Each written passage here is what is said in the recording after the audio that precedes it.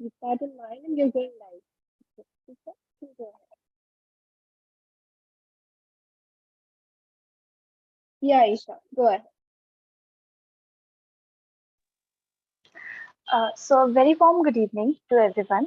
And it's a great pleasure for me to introduce our speaker today, who is going to talk to us on applied economic research.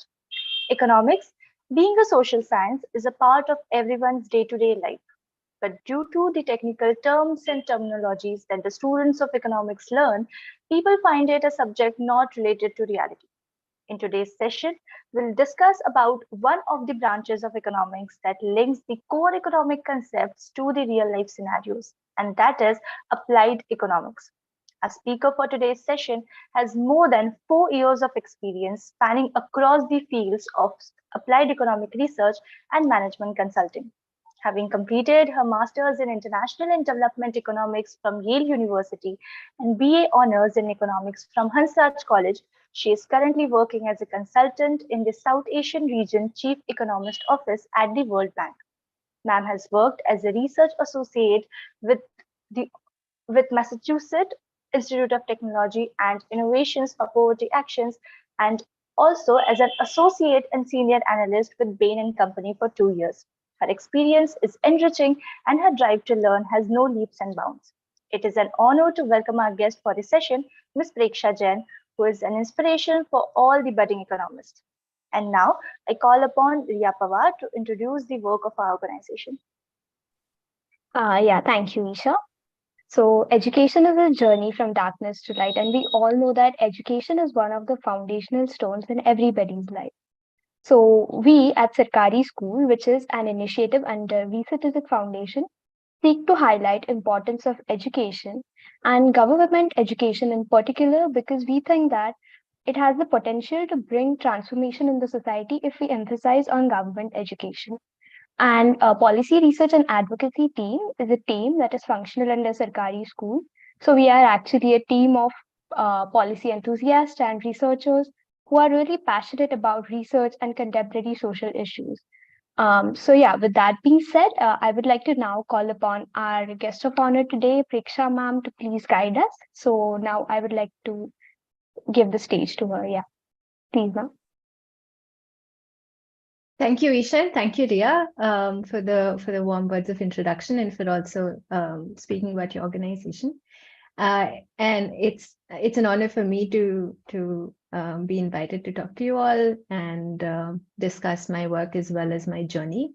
As you know, somebody who did not start out studying economics thinking that I'd want to go into research. It is something that happened organically and some with some detours along the way. For example, in management consulting, which I could call a detour, but it could also be a step in the direction of self awareness and what I like and what I wanted to work on, what I was interested in.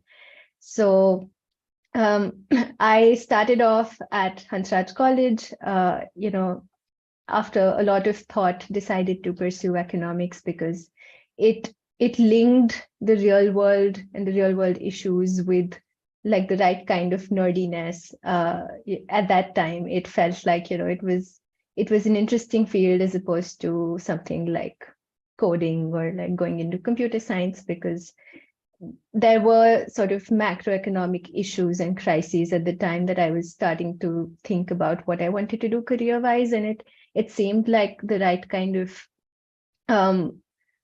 decision making with the right data, with the right policy. You had levers to change the way the country was doing, the way the country was progressing.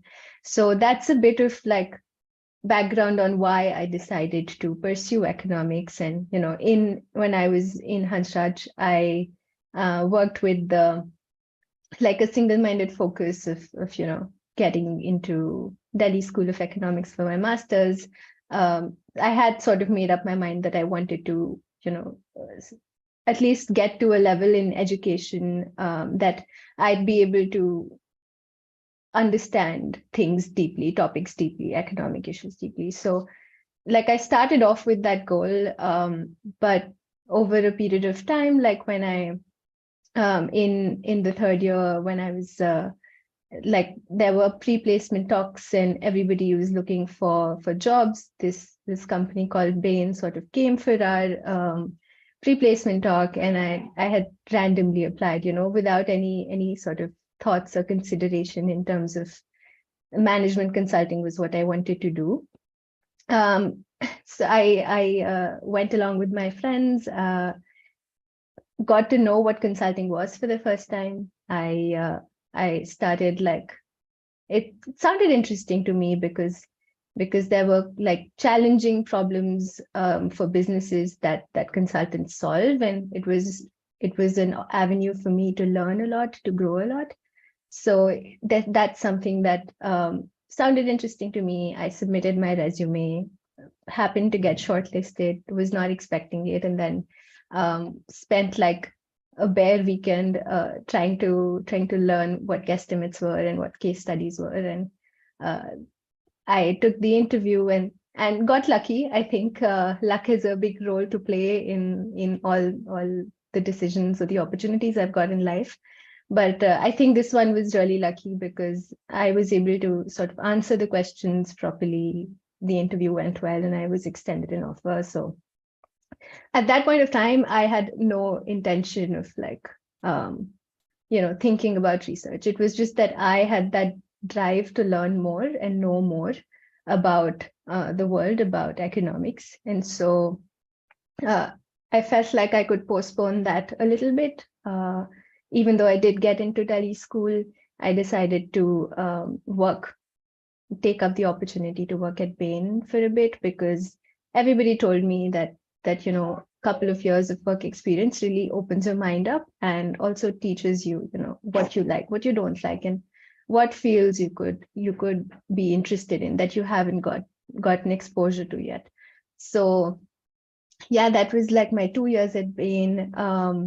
I decided to go ahead with it, and in the back of my mind, still wanted to do a master's in economics, because I still had that like desire to learn more. I felt like an undergrad was just a basic foundation, and there are so many more things that I felt like I didn't know. And so when I was in my second year at Bain, I decided to apply for my master's abroad. I felt like the programs abroad had that kind of opportunity for you to learn more methods which were at the frontier of economic research, of policy. And, it's always like an aspiration or a dream that people have to go to London School of Economics because you've grown up hearing about it, or the likes. So I applied to LSE, a lot of schools in Europe, and I also applied to Yale and Columbia. But Yale at that point of time was not on my top of dream schools. It was only after that I had the option to choose between LSE and Columbia and Yale and some other schools that I started doing some more research and ended up selecting Yale for my master's education, for a number of reasons. That after 2 years of working, I'd realized how much I liked working and how much I liked applying myself and like learning and challenging myself, dealing with new things every day. So I thought of my master's as sort of like my terminal degree. At that point, I was like, I don't think I want to do a PhD. Still don't think I want to do a PhD. I want to keep working because I really, value the sort of experience that I get. So 2 years at Bain were great in terms of, learning how to work, developing a work ethic, a professionalism, meeting deadlines. All of these soft skills are very important, apart from the fact that you're good at theoretical academic work. I sort of started developing those soft skills when I was at Bain, and I think they come in handy to date. So that's why, as I started by saying that this could have been construed as a detour, but I felt like this experience in management consulting that I got is an essential part of my career and where I have been and what I have learned. I see somebody has a question. Ganesh.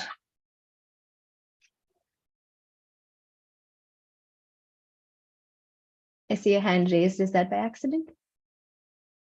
It might be. And Ganesh, we will be taking up all the questions once ma'am is done guiding us. So, kindly wait for your turn. Okay, cool. So as I was saying, this could be thought of as a detour, but it really was not, because it taught me so many things that make me better as like a researcher or even as a professional. So when I decided to go for my master's, I had that objective in mind, that I wanted to learn applied work. What is applied work? As Isha had already mentioned, it's basically applying what you've learned in theory to solving real world problems. And these real world problems in the field of development economics, which I specialized in, are, could range from questions like, what impact do fertilizer subsidies have on farm productivity? Or they could be related to education in terms of like, how much does class size matter for student learning? Or they could be questions like, are cash transfers better than workfare programs for developing countries for alleviating poverty? There are a lot of questions that are subsumed within the field of development economics, because it's so broad. It like talks about everything to do with welfare and poverty alleviation. So it's, like a melting pot of labor economics, of international trade, also to some extent, of like some part of psychology and sociology as well.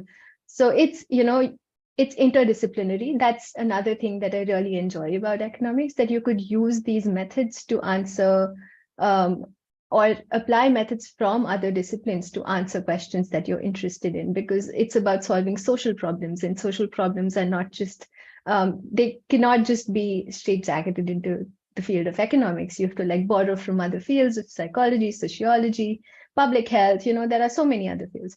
So basically development economics is a catch-all for everything to do with like problems faced by developing countries, which is what sort of attracted me to it, because my broad goal or idea was to eventually work in the policy space in India. And throughout my journey, my objective is to gain all the skills that I need to be able to make things better here. And other developing countries are also like good contexts, because you could learn so much from working in other contexts as well. And some things that have been successful in another part of the world might also be successful here. And it's always like fun to learn more about, how things are working in other parts of the world. So at Yale, actually, I took up some electives. I was interested in climate change. I was interested in like learning more econometrics, more technical skills, also to equip myself to use data better. So the idea, what I gained out of my master's, or what I learned out of my master's, was to how to use data to answer questions in development. And mostly the way that we think about questions or answering questions nowadays in the field of applied economics is to think causally, not descriptively, not purely descriptively, I would say.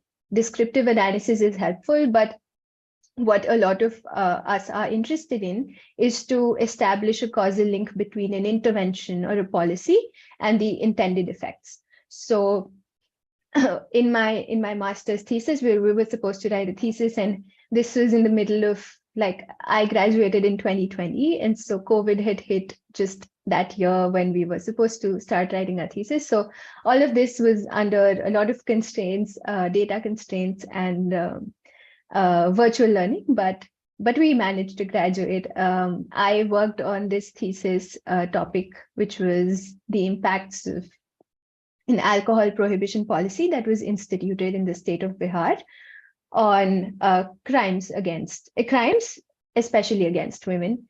And so my motivation was that I'd seen that, one of the like chief ministerial candidates had announced that, if you vote me to power, I will sort of ban alcohol, the sale and purchase of alcohol in the state, because women had risen up against wasteful expenditures being caused by their husbands and the domestic violence they faced at home.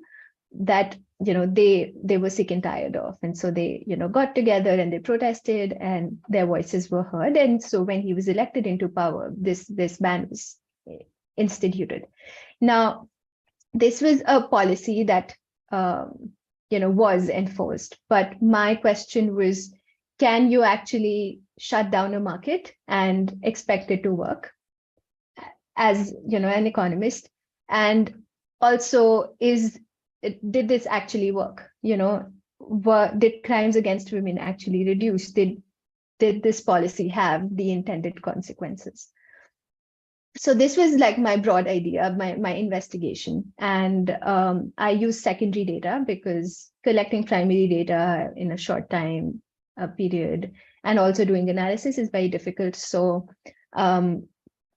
I used the National Crime Records Bureau, the State Crime Records Bureau data, used some other demographic data that's collected for India, and sort of ran this analysis using a causal inference technique that I had learned when I was at Yale. It's called differences in differences.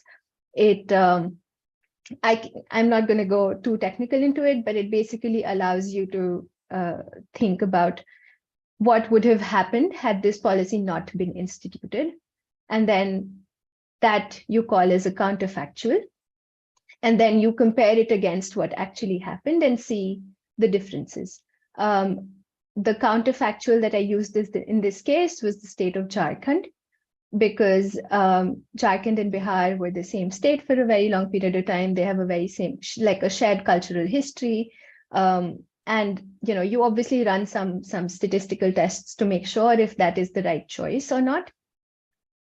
So it did turn out that it was like okay for me to use that as sort of a comparison point to see how crimes would have moved had this policy not been implemented. And I found that after the prohibition, the crime actually increased, which was contrary to what we had expected or the intended effects of policy. And so this I am giving you as an example to illustrate the power of data and the power of research to sort of answer questions about intended effects of policy. So that's what we care about as policymakers or as applied researchers, that what you're doing should work, should be cost effective, should be efficient. It should be able to reach the kind of people that you need it to. It should be able to have the consequences that you want it to have. So I found that crimes increased as a whole. And my hypothesis was that with the increased sort of demand on police capacity, that the police capacity, the state capacity did not increase in the same proportion as the demands on it increased. So even like there are other sorts of crimes that happen, like petty crimes that happen on a daily basis. And if police capacity is diverted towards enforcing the ban, then the other aspects, the other categories of crime can get neglected. And so this was sort of like a crime displacement phenomenon. And I don't have a causal backing for this, but this was my hypothesis based on what I studied. My headline result was that this prohibition led to an increase in crime rate, which was in itself like, surprising for me. So I think that, with better data, with better qualitative analysis, I could do a much better job at sort of explaining what happened. But this was my master's thesis. And when I started doing this, with this result, I was completely mind blown. And it was not that surprising because even the US had implemented a prohibition before, and there were, so many underground crime gangs that had come up whose sole purpose was to sort of smuggle alcohol. So this is not like without any historical basis. It was to be expected, but it was really interesting to actually look at the data and see what it says. So I decided that I wanted to learn more how to like use data, use statistics, use econometrics that I had learned during my master's in like learning about things in the world, like policies. So I got this job at MIT as a research associate with Professor Tavneet Suri. And I got this job through our program director, who connected me with Professor Tavneet Suri. And I interviewed with her. She's Kenyan, and she works on digital finance, women's empowerment, and poverty alleviation type topics in Kenya. So I joined her in one of the projects on universal basic income in Kenya. This project, I think, started in 2017, and I joined in 2019. So it was already 2 years in after it had been ideated and planned, and the baseline and the endline survey were completed. The baseline survey is right before any intervention. You sort of do a survey to see the state of the world, as it were. And an endline survey is after you've either given people money or given people like books or whatever your intervention was, that you measure again to see the impact. So this is the field of economics, which is sort of randomized control trials. This is, if you know about the Nobel that the Abhijit Banerjee, Esther Duflo, and Michael Kramer won together. This was about them bringing or popularizing randomized control trials in the field of poverty alleviation. So this is sort of my bread and butter now, because RCTs are becoming so common now in the field of development, because they allow you to make causal inference and assert causality to a very large extent. They're considered to be the gold standard of causal inference. And so everybody mostly just cares about causality nowadays, and RCTs are the easiest way to achieve that. Secondary data, it's hard to use. So what I did with my master's thesis was using secondary data. This is also a technique of causal inference, but using secondary data. But when you do have the money to collect your own data, and you do have the partnerships, the capacity to conduct field experiments to collect your own data, then that's what most researchers prefer to do. It is time consuming and budget intensive. So that is a sort of caveat. Not every policymaker has that sort of time or budget to conduct this research, to answer questions. So that is a sort of caveat. But because I was working in an academic setting where a lot of questions are asked for an intellectual curiosity, not so much from a policy standpoint where you're advising governments on what to do, how to act, whether or not to implement something. But this it's not to say that both are mutually exclusive. Academic work could also be highly policy relevant. For example, this universal basic experiment that I was talking about. This is so a randomized control trial, for those who are not aware, is sort of how vaccine trials were done for the COVID vaccine. You select a sample that you want to study, and you divide them randomly into a treatment group and a control group. A control group is a group that, in the vaccine context, gets a placebo. So they don't get actually a vaccine. They might get like salt water or something. And the treatment group gets like the actual vaccine. And then what you assume or imagine is that the treatment group, in the absence of the vaccine that you gave them, would have behaved like the control group. And so the control group acts as like your comparison point or your benchmark to measure the effects against.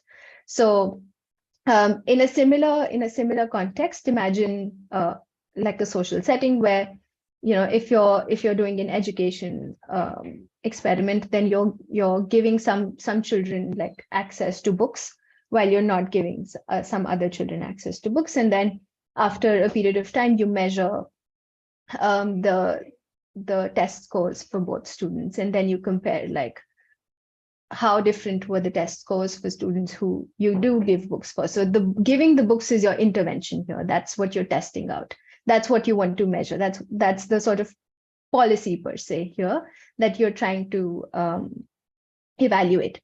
So in our case in Kenya, we were giving people universal basic income is basically universal, is everybody gets money. basic is everybody gets a sustainable sustenance amount of money. Like it's not that amount that you can leave your job and just sit at home. It's an amount of money that allows you to cover some basic necessities, like housing and food, probably. So our experiment had like 294 villages in rural Kenya, and we had sort of a control group, as I mentioned, which was like entire control villages, and then treatment group, which was entire treatment villages. So everybody in the village was getting that money, which is the universality aspect of it. And in like recent policy discourse and discussion, it has often come up, that cash transfers might be the way to go if you want to help people who suffer from poverty or chronic poverty. And there has been a lot of research on that, but I think to this scale and extent, not yet. So we're giving people money, and this experiment is going to go on for 12 years. So one of the treatment groups in our experiment is going to get the money for 12 years. And so we're going to measure the really long-term effects of giving some people small amounts of money for 12 years. Some people got it for 2 years. Some people got it in lump sum. So there's like different treatment groups, different types of even methods or amounts of money that we're sort of trying to compare. So this is an experiment that I joined. At that point, COVID was spreading in all parts of the world. And so we also did some COVID-specific rapid surveys. And so these surveys were like really quick surveys about gauging the health, about gauging the consumption, the medical access, and some other like business income and employment type statistics. So we found that the fact that we had been giving these people money for 2 years at that point meant that, like we found through our survey that the people we were giving money to were doing much better in terms of their consumption, also in terms of their health. Some of the businesses did not have to shut down because they did have a buffer income with them. So we did find like positive results, but this was again short term and sort of expected. But when we started looking at like the data from our Endline survey, which was done before COVID in 2019, at the point of 2 years when everybody who was supposed to get the money had gotten it for 2 years. And we found that obviously like consumption is the first thing to increase when you give money to people who were poor. They also did like better in terms of nutrition, more protein intake, more investments in businesses. That was sort of like something that we weren't expecting, but was happening. So that people were, our theory is that people who are risk averse were not investing in businesses because they, did not have a sort of buffer, but giving people UBI allowed them to actually switch away from exploitative and often unreliable, erratic employment on other people's farms during lean seasons to starting their own small businesses. And these small businesses are like hawkers or people selling like small household items in markets. But that was really interesting for us, like the fact that a basic sustenance amount of money could allow people to start up businesses that have the potential of permanently lifting them out of poverty.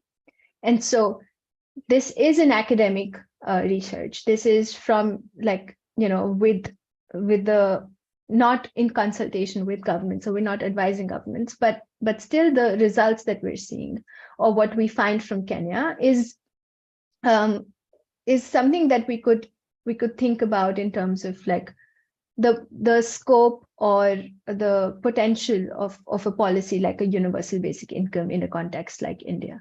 So I was, as part of this project, I was looking at all the data work. I was like data collection, managing surveys, on the field over the phone, especially obviously because it was COVID and you would switch from in-person surveys to phone surveys. So remotely managing data collection, making sure that the data looks okay, the survey looks okay, and then cleaning that data up and analyzing it and putting it together for a paper that we wrote up. So that was basically my job.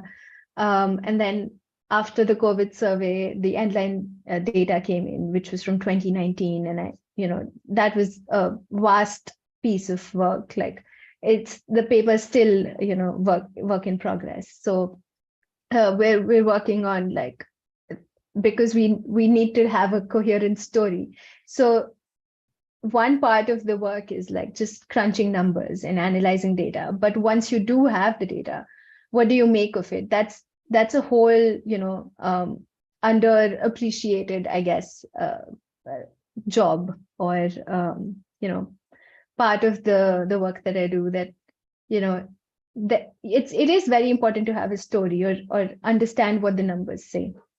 So I think that's what makes economics super interesting for me, is once you do have the data, it can tell you so much, and then you can go back and do qualitative interviews and see what you find.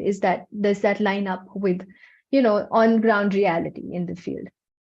So and parts of it, like some part of our data, we completely miss analyzing. It's not that we didn't analyze it, we just didn't look at it from the same perspective.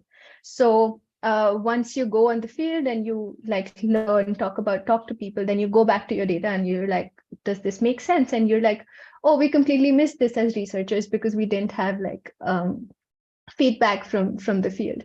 So having context, having local context, and being in touch with the area that you're working in is also very important to inform the sort of story that you tell with your numbers, and also to make sure that your data is collected correctly, you're not missing anything.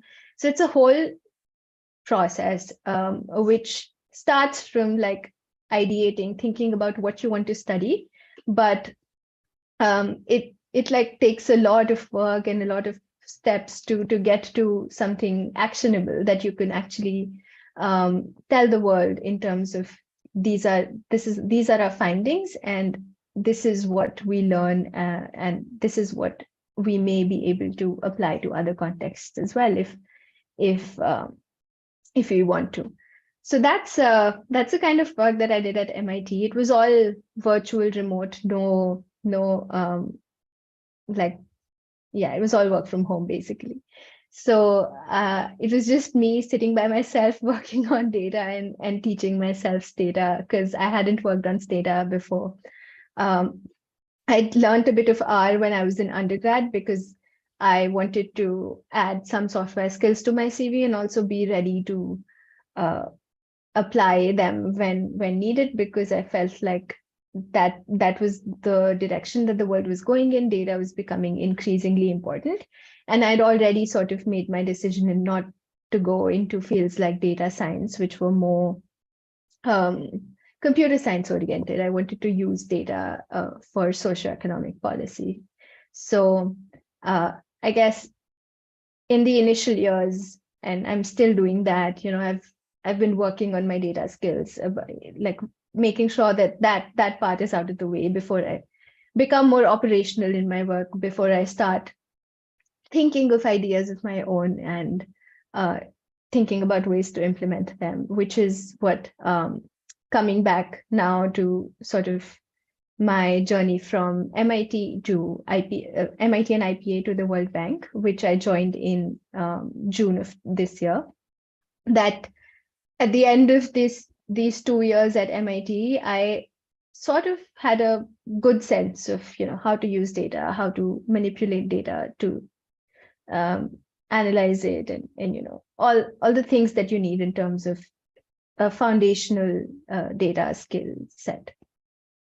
And then when I joined the World Bank, my objective was to grow beyond that, to be more operationally oriented, to be able to go on the field as I'd seen how important it was, though I did not have the chance to do it myself. And yeah, like coordinating with partners, making sure that everything's going well, because yeah, collecting your own data is not a piece of cake. It takes a lot of work, it takes a lot of coordination, and so fortunately, when I joined the World Bank, the South Asian region's chief economist office, which is the principal advisor to the South Asia region VP, we have like a very niche sort of work that we do, the fields that we look at, because it's like a regional focused office. It's not the Office for Social Protection or the Department for Education at the bank, at the World Bank. So whatever work we do has a South Asia region focus, but right now we're focusing on, for example, gender and informality. So as part of that research, one of the projects that I'm working on is on digital labor platforms and conditions of work in Dhaka, in Bangladesh. And I had the chance to actually recently go to Dhaka, which was sort of what I'd been aspiring to do when I had joined the bank, that I get to see how things are run on the field, and I get that sort of experience to be able to run things myself, right from the idea to the final paper or policy paper or anything, whatever your ideal output is.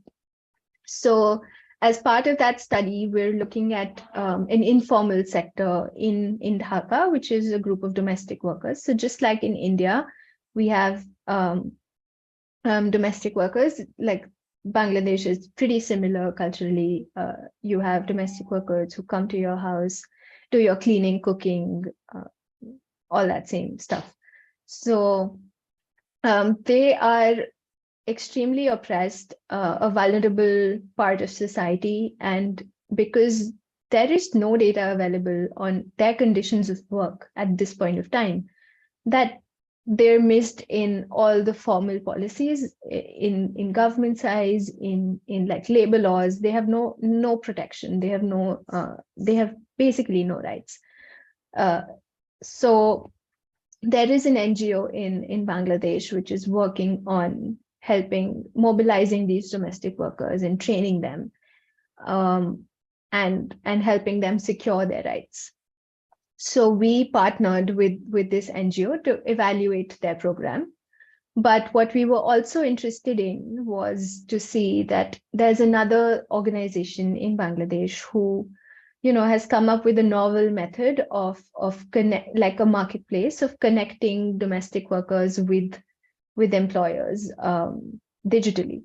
And so we were interested in measuring, how if we did provide the domestic workers with this access to a digital labor platform, where there's other examples in other contexts where this sort of business model is working, which is that I, as an employer, I go on an app, I go request, like, I need cleaning services for 2 hours, and then the app sort of matches my request to somebody who's available to do that job for me, and they send them to my house, and they have a transparent pay and a transparent number of hours that they're expected to work. So it's a similar platform, except that the way the novelty is in the way that these jobs reach the domestic workers.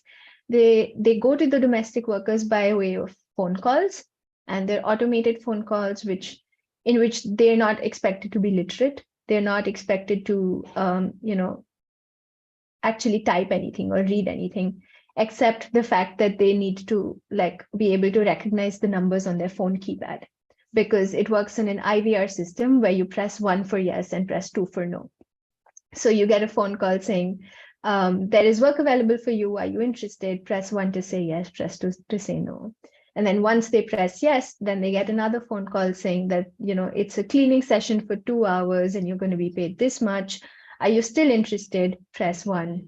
And then they're given the address in a subsequent call, and then, the date, time, etc. And then they go and do their work. So the idea is to to make more work available to these women, and also on the side measure how much they're earning, how many hours they're working, what conditions of work are they experiencing, are they experiencing any sort of exploitation or abuse at the hands of their employers, and how does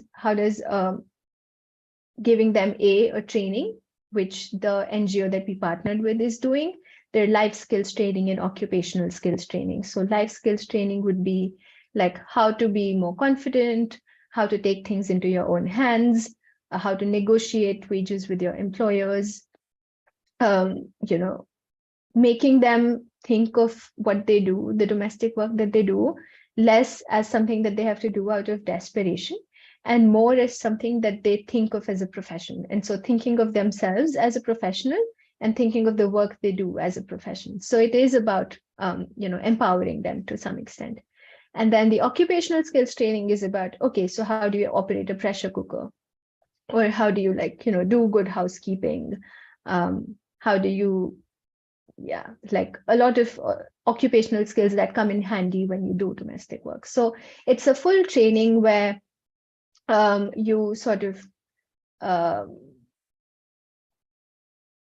you learn how to do this job well. And then we're measuring, like one group is just getting the training, one group is just getting the access to this digital jobs platform, and another group is getting access to both the training and the digital jobs platform. So we're going to be able to measure the impact of each of these interventions to see if any of them like help domestic workers earn more money and also have better conditions of work. So right now our baseline survey is in progress, and that's what I went to Dhaka for. I had to conduct some trainings with our partner organizations to explain our study, because we are just external partners evaluating this question. This program, this NGO was already conducting this program. The digital jobs platform was already available for everybody.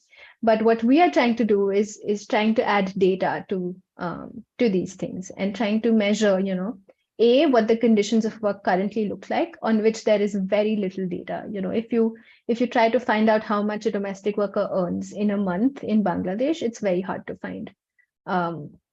It varies so much, which is natural. Hours of work also vary. But unless you have data, unless you have evidence, it's very hard to make a case to policymakers that this is the issue, this is what you need to focus on, and potentially what you can do to help them. So that is a broad idea, to build evidence to be able to inform policy decisions. And that will come later. I mean, it's a process. It's a long process to be able to, translate things from research and evidence to actual policy. But, without this evidence, there is no fundamental backing to base policy on. So that is the sort of work that I do. And it's been very interesting so far. There are lots of things more for me to learn.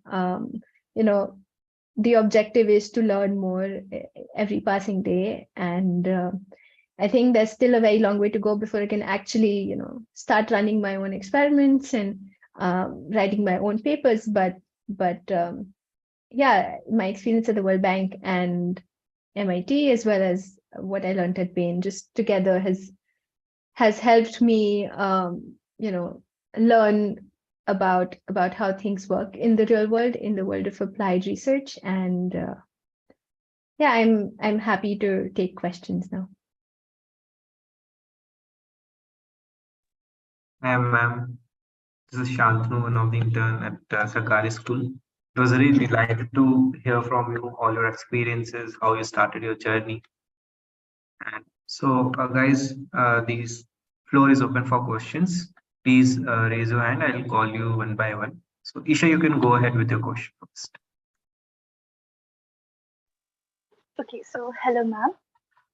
Ma'am, my question was like many people pursue economics through humanities stream and they do not have maths or statistics as a subject.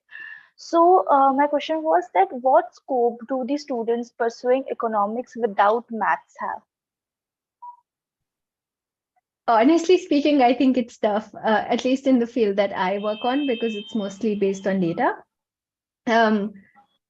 But like in terms of picking up these skills later, I think it's always possible to, you know, you don't always need to understand hardcore math to be able to pick up like the statistical or econometric skills that you need to be able to, for example, um, analyze data or run regressions. So a lot of courses are available online, even if you did not study this as part of your 11th or 12th grade, that you can still expand on your skills, expand on your knowledge, because to be honest, having quantitative skills is very, very important in this day and age. And so if people do enter from the humanities space, it's completely all right. But and I can't generalize, but at least in my field of work, it's really helpful to have the quantitative skills, and I think online courses are a good way to learn. Thank you so much, ma'am.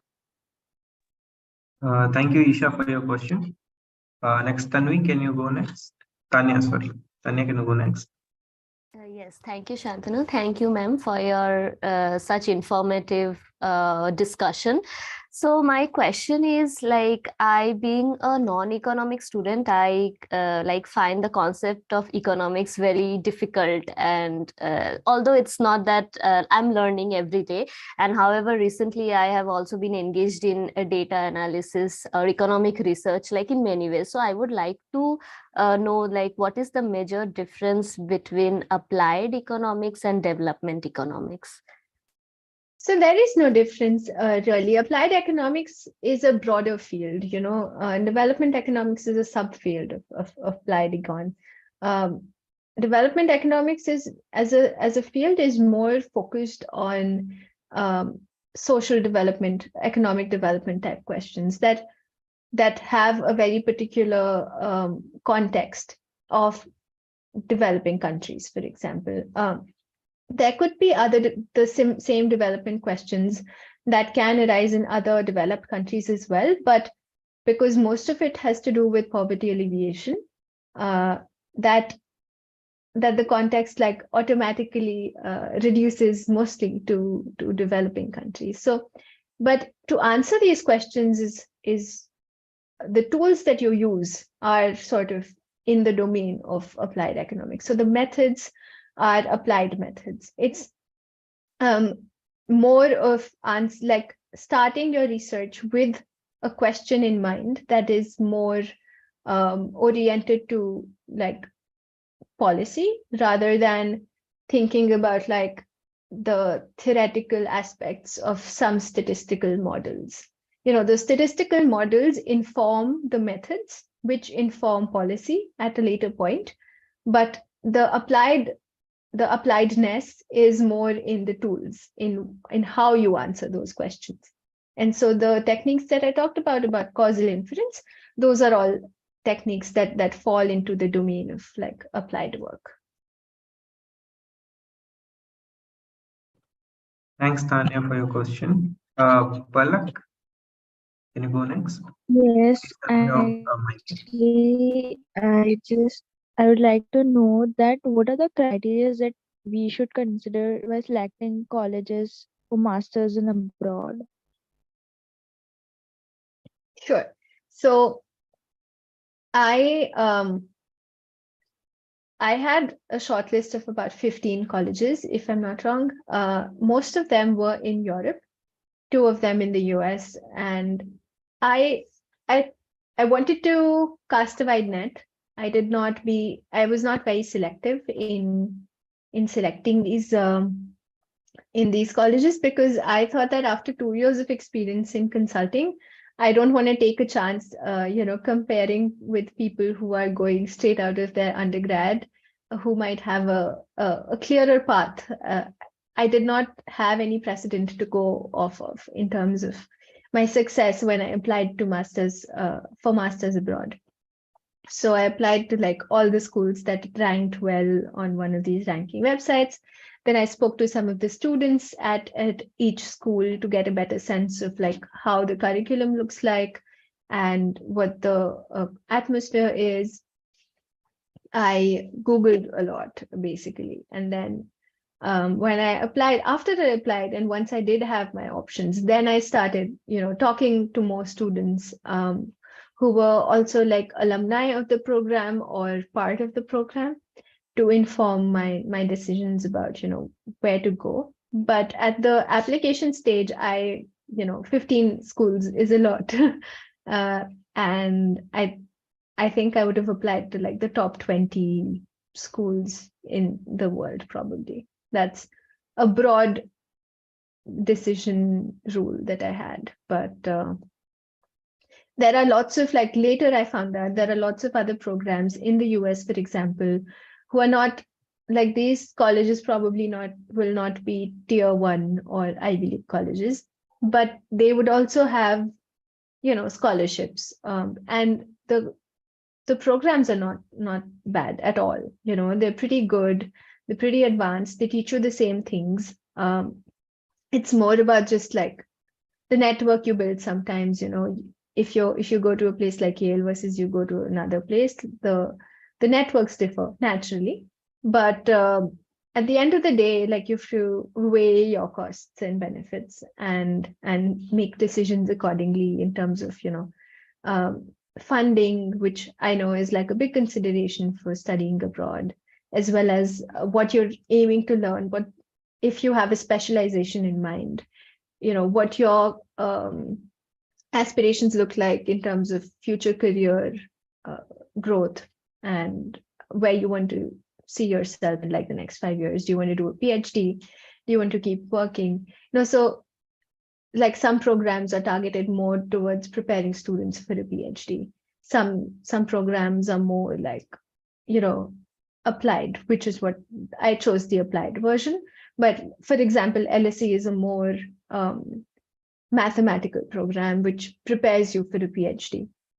So there are differences that way. And I think, just using all the resources that you have in terms of the internet, as well as reaching out to people to talk to them, is the best way to make decisions on where to apply.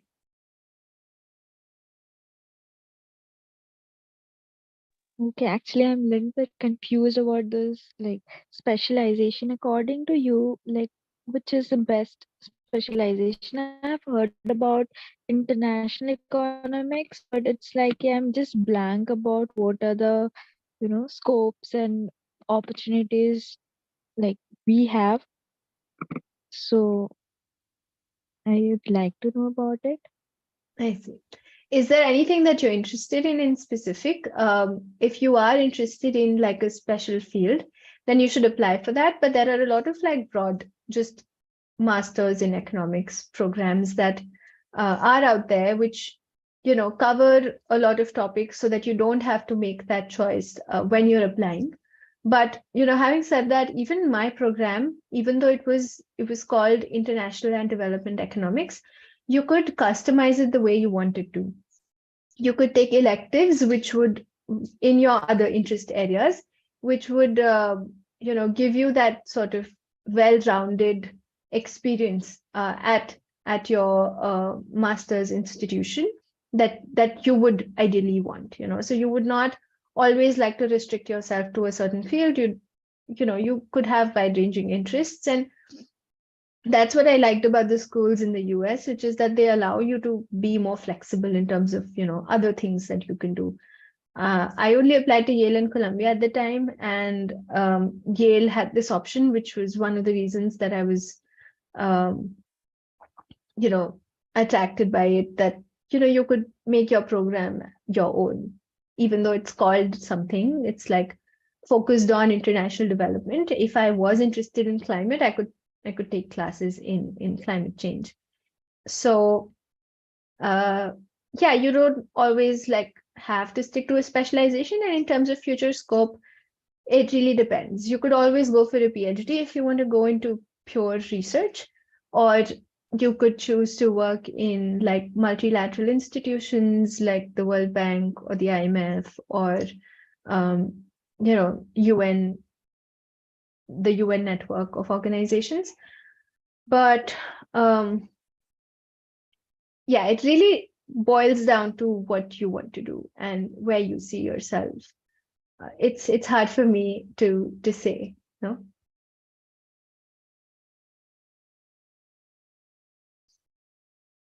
Okay, thank you. Thanks, Palak. So, guys, we have a time constraint. Please keep your questions short. Nupur, please go next.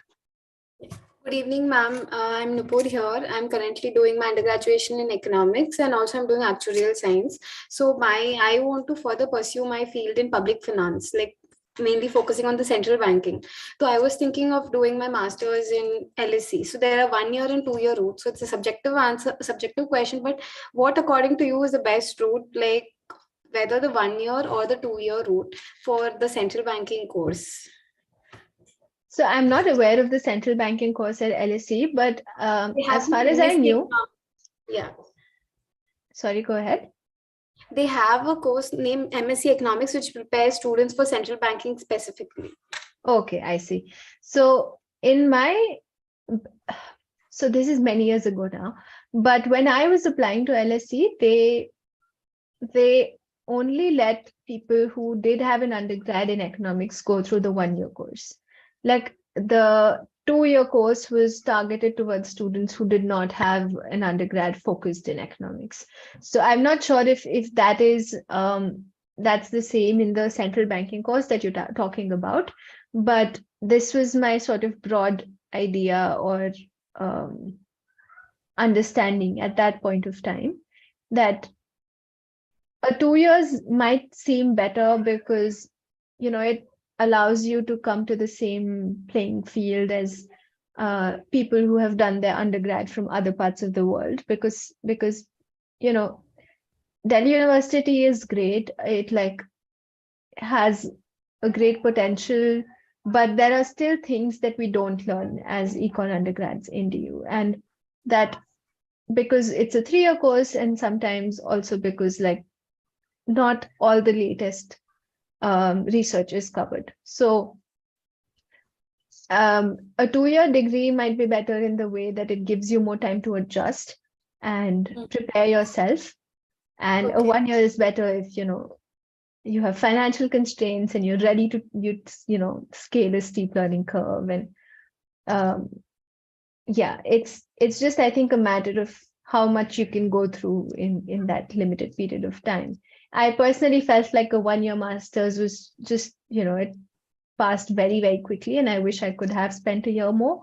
But that was also in times of the pandemic and such. So I guess my experience is just shortened by that. So thank you, ma'am. Thanks, Nupur. Ria, can you go next, please? Yes. Yeah. So hello, ma'am. I'm Tia, and yeah, I'm also an economics student. So like, I wanted to know if you want to like get internships at World Bank or United Nations or like organizations like these. So like, what activities and internships and what like extracurricular activities basically can I engage myself in to build my portfolio and resume in such a way that I stand eligible for these internships, because I do participate in a lot of extracurricular activities, but like at the same time I like do not want to engage myself in anything which is not related to development. So yeah, like what activities can I participate in more? I think the bank really values a solid academic experience as well as your skills. And so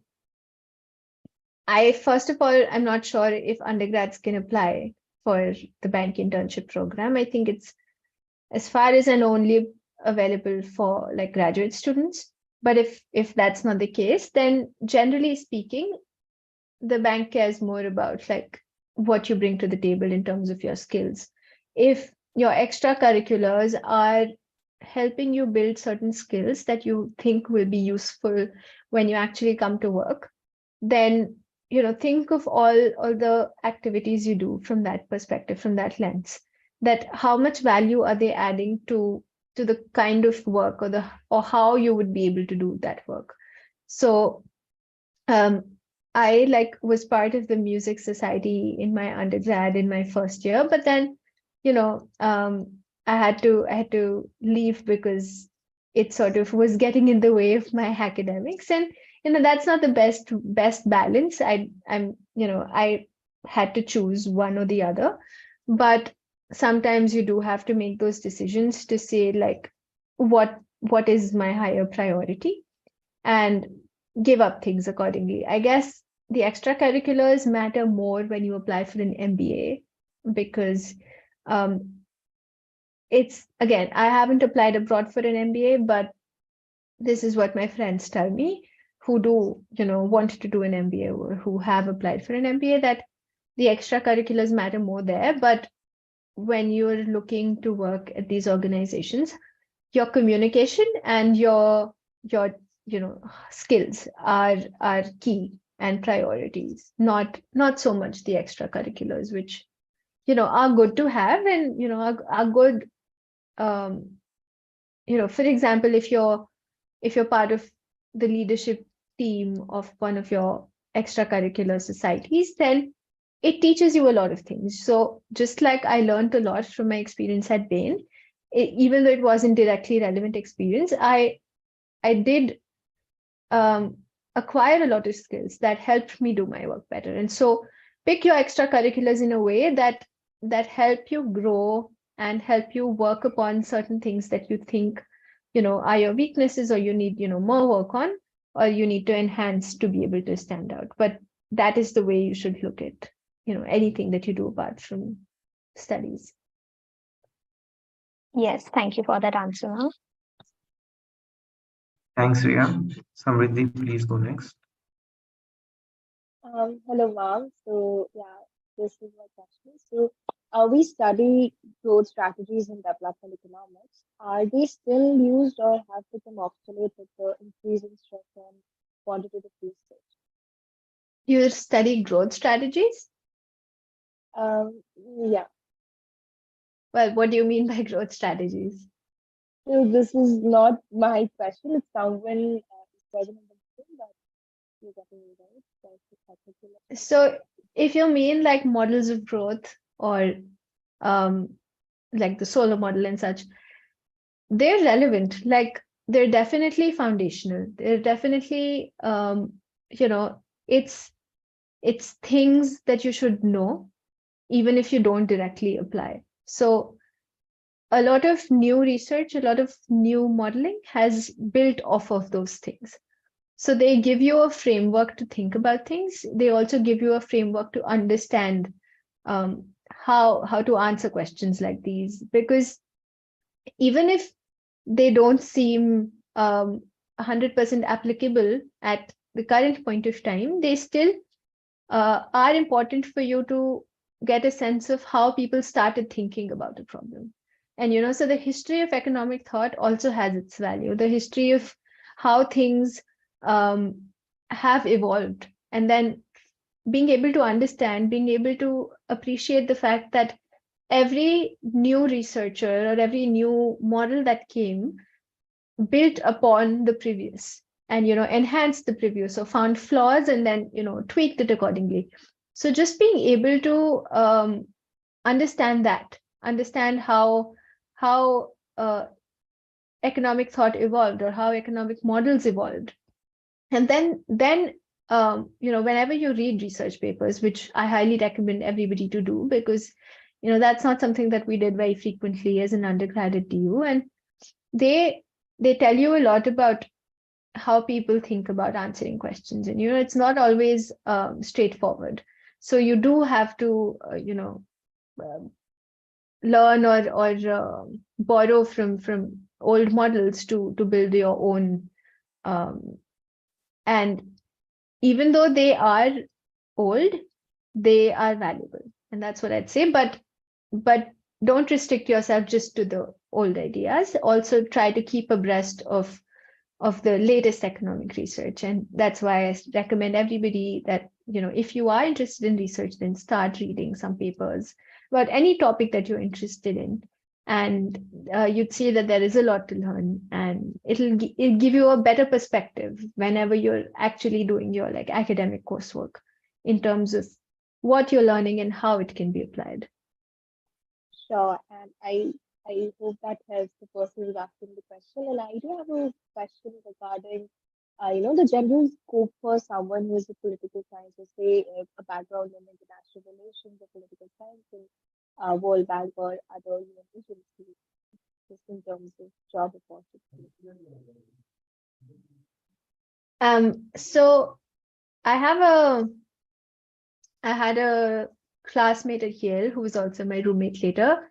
She did an undergrad in international relations, and it's like when she did her master's, she sort of added the quantitative aspect to it. But if you do want to work in, the intersection of like development policy, political science, maybe also international relations and trade, then getting that sort of foundational work done, and then networking to at least hear about the opportunity. So a lot of like the jobs that you see posted on the websites are not actually open to everybody. They are open for internal applicants, but they're advertised externally. So you never know which position you're applying to, how likely it is that they're actually seeking external applicants. So I would say that like after you're done building your foundation, then networking to find opportunities. For example, the way I got my job at the World Bank was through an alumni group of JPAL IPA. The JPAL IPA network is like the organizations that Abhijit Banerjee and Esther Duflo sort of had. So because I was working there, that I had this sort of alumni group where people post jobs, and a lot of my friends who do work at the World Bank or the IMF, they got their jobs by talking to people. But I would say that like try to make more meaningful connections. For example, when I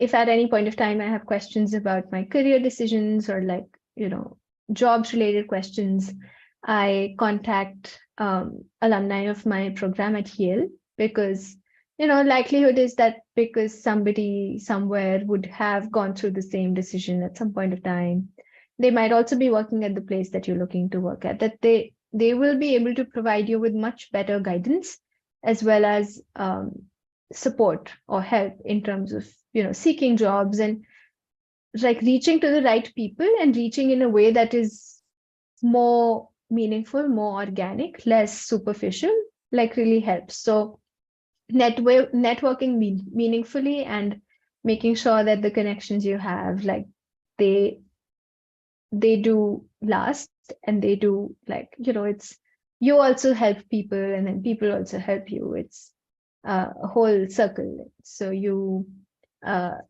skills and then networking together, I think, increase your chances of landing jobs at places like this.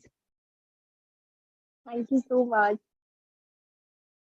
Thank you, Samriti. Chandralekha, please go next. Yes, thank you. Good evening, ma'am. Myself Chandralekha, and I'm pursuing my BA in political science. So, ma'am, my question is, what do you think? What is the impact of any global crisis? Then it may be a war or recession or inflation on South Asian countries, which is your core working area. So I think it's very hard to say like what impacts are in the short term and the long term. There are multifold impacts, especially as all economies are so heavily linked by trade, and financial markets are linked, that it's hard to say that this one thing will be the impact of a war, because there are going to be like the supply chain issue that has come up. And this is not just the war in Ukraine, but just like the sort of tiff between US and China. And so, in a globalized world, when something happens in one place, the effects reach every country that is linked to the countries that that are going through some sort of a turmoil. That we're already seeing inflation in unprecedented inflation in the US, which has never seen inflation rates above 3% maybe. And it's affecting the cost of living, it's affecting the standards of life in developed countries as well. And so in developing countries, it's even more difficult. And it's something that political economy is a field that is very interesting, but very little can be done as in terms of like researchers to change the way things are done, because it's at the end of the day diplomacy and political relations that are hard to change. And they go by more than just, you can't often measure these things. You can measure the impact of a trade war or a trade agreement on welfare or prices, local prices in the country, but at the end of the day, there are more considerations than that. And that's why political science is a complicated subject, less tractable than a field like economics, because there are so many unknowns and there are so many other subjectivities that come in. So yeah, I mean, India, I think, is still doing okay in terms of like dealing with a lot of the crisis, but it is not to say that the worst is over, and things could still happen in the international space that change the way that we have to do things. But India is now at a level, at least, so South Asia, I wouldn't say, not completely, but at least India is at a level that we are self-sustainable to a large extent. And the international relations and especially oil-related crises do affect us in major ways. But the good thing is that a lot of it we are shielded by, because we have internal domestic supply. This is hard for countries like Pakistan, who have been struggling a lot, who don't have a strong economy, and then any sort of inflation or political turmoil in the international space affects them very, very severely. Bangladesh is also like, I'm not 100% aware of like the impacts of the war, for example, in Bangladesh. But if you look at the refugee crisis, like the influx of Rohingya in Bangladesh, that's been a big struggle there. It's been a big struggle like in the region as well, but every region goes through some local shocks, some global shocks, and it's hard to isolate the impacts of global versus local shocks and what their far-reaching consequences are going to be. So this is a rambling answer, but all of it is to say that it's hard to measure the political impacts of things and inform policy in a way that changes. Thank you, ma'am. Thanks, Chandrika. Ashka? Yeah, I'll go. So hi ma'am, I'm Ashka and I'm currently in my third year of BA Economics.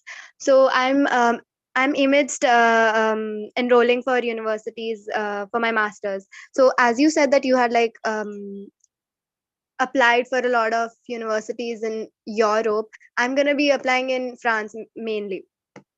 So like, what do you think about their acceptance rates, or like, do you think that there's a specific profile that I need to have or experience? Like you already had like a 2-year experience in like consulting, so you probably had like an edge over the other candidates. So what do you think like an ideal profile would be? So France is one of the countries that I actually did not apply to, unfortunately, but that was So I know that Paris School of Economics as well as Sciences Po are pretty good, and Sorbonne also. Yeah. I, th- I think more people apply to Sciences Po for their, like, I Natural. forget the name of the program, but I'm sure you know. There's a, I think the profile that matters, or the parts of your profile that matter, are your letters of recommendation and your academic profile. The statement of purpose obviously has the purpose of bringing all your applications material together along with your journey and your aspirations and how the program fits in that. But having good academic scores definitely gives you an advantage. I'm not sure if a GRE is required for those programs, but GRE scores are not usually a make or break for master's applications. It's good to have a quantitative score above 160, but it varies from program to program.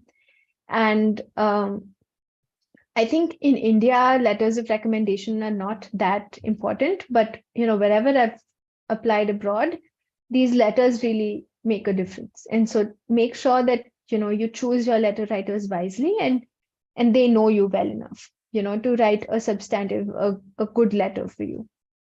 And then also like conveying a sense of curiosity, like desire to learn, in terms of having a clear um, having the clarity of why you want to pursue a master's, why do you want to go to that particular university, like building your profile in a holistic way. I think that's what you should focus on, more than anything else, because it's that sense of like who you are, your skills, and then what how the program can help you is what I think like makes an application strong. So yeah, I don't know if I missed anything, but this is what I think you need in an application. Okay, thank you so much. Thanks, Ashka. Thanks everyone for your questions. I would like to call Tanya for the thank you speech. So a very good evening to one and all present here. I would like to extend my hearty vote of thanks on behalf of the Policy Advocacy and Research team of Sarkari School.